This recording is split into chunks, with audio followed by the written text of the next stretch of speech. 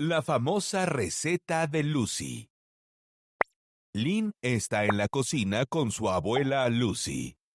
Abuela, ¿estás cocinando tu famosa receta? Sí, tu comida favorita.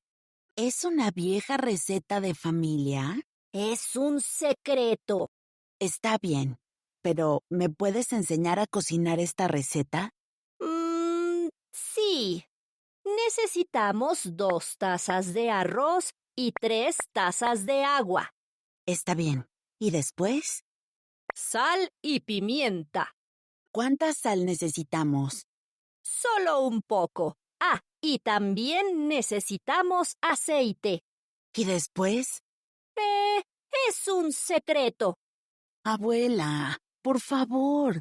Está bien. Necesitamos un tomate y 4 huevos.